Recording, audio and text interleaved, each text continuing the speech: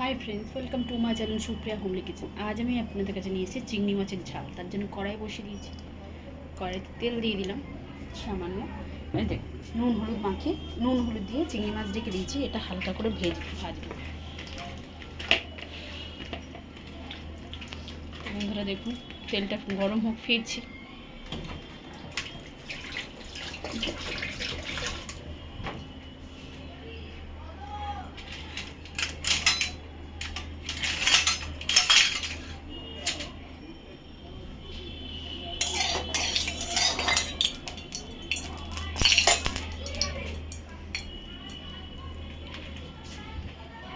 দেখুন, তেলটা গরম হয়ে গেছে। সবকটা চিংড়ি মাছ একসাথে দিয়ে দেবো। আমি নাড়াচাড়া করে ভাজবো বন্ধুরা, ভেজে ফিরছি। তো দেখুন বন্ধুরা, চিংড়ি মাছটা মোটামুটি হয়ে গেছে। এই অবস্থায় চিংড়ি মাছটা নামিয়ে নেবো। নামিয়ে নিয়ে ফিরছি। তেল দিয়ে দিয়েছি, সরষের তেল, আর একটু জিরা ফোড়ন দিলাম। এটা হোক, ফিরছি। তো জিরেটা হয়ে গেছে বন্ধুরা, এবার আমি এর মধ্যে পেঁয়াজ দিয়ে দেবো।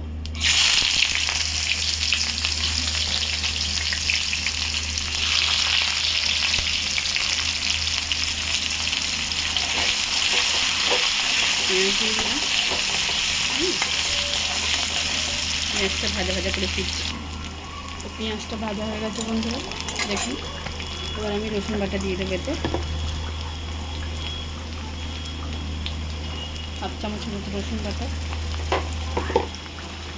আদা বাটা, হ্যাঁ আসছি, পেঁয়াজ বাটা, পেঁয়াজ কাঁচা লঙ্কা বাটা 2 চামচ দিয়ে দেবো। এটা ভেজে পরে ফিরছি বন্ধুরা, ভালো করে কষিয়ে ফিরছি। এর সাথে আমি কুচনো টমেটোটাও দিয়ে গেলাম। ঠিক আছে, পরে ফিরছি বন্ধুরা। তো দেখুন বন্ধুরা, মশলাটা আমার কষা হয়ে গেছে। এরপর আমি একটু টমেটো বাটা দিয়ে দেবো। দেখো, টমেটো বাটা দিয়ে দিলাম। যে যেমন ঝাল খাবে লঙ্কা দিয়ে দিলাম, আর হলুদ দিয়ে দিলাম।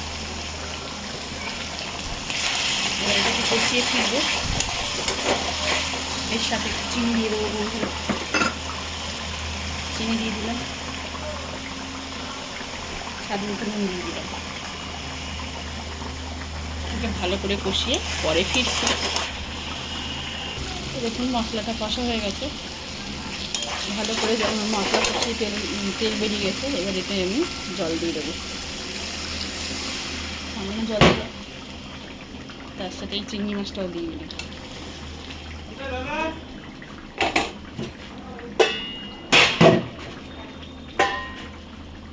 চিংড়ি মাছটাও দিয়ে দিলাম। দেখুন, চিংড়ি মাছটা একটু জল দিয়ে দিলাম। ফুটুক, পরে ফিরছি।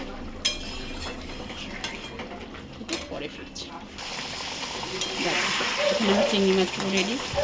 তো এর মধ্যে আমি এবারে গরম মশলা দিলাম আর গোলমরিচের গুঁড়ো দিলাম। দেখুন, তো আমার রান্নাটা পুরো রেডি হয়ে গেছে। তো আপনারা ট্রাই করবেন। ট্রাই করে কমেন্ট সেকশনে কমেন্ট করে জানাবেন আমার রান্নাটা কেমন লাগবে।